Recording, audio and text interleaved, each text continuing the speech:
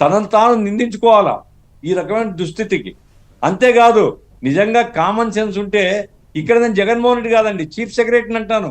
ఎందుకంటే ఒకసారి election schedule వచ్చిన తర్వాత ఇక మంత్రులు ముఖ్యమంత్రి వీళ్ళు చాలా లిమిటెడ్ అయిపోతారు. ఎవరు బాధ్యత అవుతుంది? Administration, election commission, chief secretary వీళ్ళు మొత్తం నడపాల యంత్రాంగాన్ని.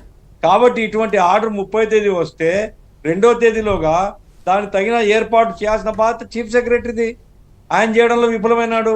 అంటే ఇదంతా కూడబలుక్కొని రాజకీయమైనటువంటి ఒక ప్రచారాన్ని పెన్షన్లలో తీసుకొని పోవాలనేటువంటి కుతంత్రం తప్ప ఏమనాలి దీన్ని. కాబట్టి మేము తీవ్రంగా ఖండిస్తామంటే ఒకటి పెన్షన్దారులకు పెన్షన్ చేయాలి, దాంట్లో ఏమో అనుమానం లేదు. ఎందుకంటే 1వ తారీఖులోగా పెన్షన్ ఇస్తామనేది కమిట్మెంట్ ఆఫ్ ది గవర్నమెంట్. దానివల్ల బెనిఫిట్ కూడా ఉంది, పెన్షన్దారులందరూ కూడా వాళ్ళకు ఉపయోగపడుతుంది. 1వ తేదీ వస్తే వాళ్ళకి పెన్షన్ వస్తుంది. ఆ రకంగా ఒకవేళ వాలంటీర్ల వ్యవస్థ లేకపోతే మరో వ్యవస్థ ద్వారా పంపకం చేయాల్సిన బాధ్యత ప్రభుత్వాన్ని తప్ప దాన్ని పట్టుకొని ఈరోజు నల్ల జెండాలు కట్టుకుని, నల్ల జెండాలు ఎవరికి వ్యతిరేకంగా అండి? నల్ల జెండాలు కడుతున్నా ఎలక్షన్ కమిషన్ వ్యతిరేకంగా. అంటే ఎలక్షన్ కమిషన్ మీద వీళ్ళకి విశ్వాసం లేదు, ఎలక్షన్ కమిషన్ ఉత్తర్వులు పాటించరు. ఏదాన్ని సూచిస్తుంది ఇది? కాబట్టి ఇది రాజ్యాంగ వ్యతిరేకమైనటువంటి చర్య. మీరు ఎలక్షన్ కమిషన్ విమర్శించదలుచుకుంటే కోర్టుకు పోండి, కోర్టు నుంచి ఉత్తర్వులు తెచ్చుకోండి. మా వాలంటీర్లే పని ఈరోజు అది కూడా కొట్టేసింది హైకోర్టు. కాబట్టి ఈ డ్రామాలన్నీ కట్టిపెట్టి ప్రజల దగ్గరికి పోవాలా. ఇప్పుడు సార్ నేను ఒకటి అడుగుతాను, నరేంద్ర మోడీ గారు ఈ ఏది పెద్ద నోట్లని రద్దు చేసినప్పుడు 2000 కోసం క్యూలో నిలబడి 200 మంది చనిపోయినారు సార్. ఆ రోజు ఏం నోరిప్పలేదే జగన్మోహన్ రెడ్డి? ఇది చాలా అన్యాయం, ఇది ఉర్దూల జీవితాలతో ఆటలాడుకుంటామని. ఇప్పుడు ఏలూరు చనిపోతే 5 లక్షలు ఇచ్చినారు, ఓకే మంచిదే.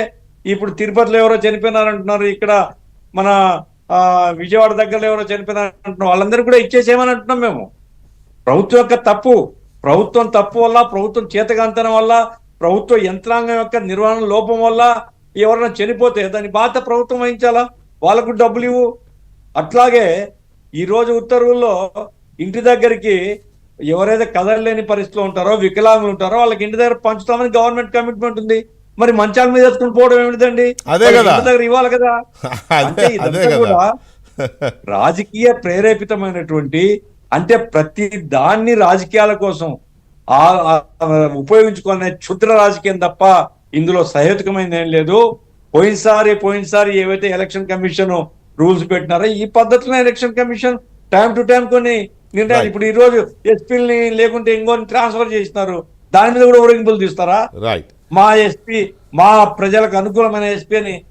ఇది ఏం పిల్లాట్లా ఇవి? కాబట్టి బాధ్యతారహితమైనటువంటిది.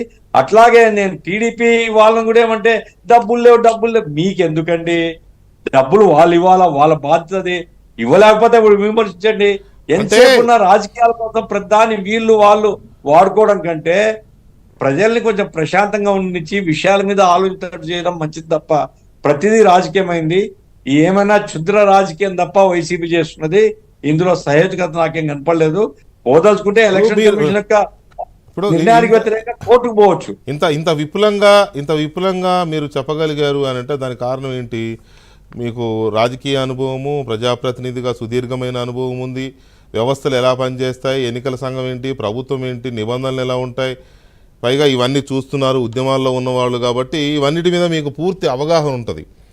కామన్ మ్యాన్ అక్కడున్న ఆ పెన్షన్ తీసుకునే వాళ్ళకో లేకపోతే గ్రామీణ ప్రాంతాల్లో అంటే అక్షరం కూడా రాని, అంటే చదువుకొని వాళ్ళు, వీళ్ళందరికీ తెలియదు కదా ఇవన్నీ.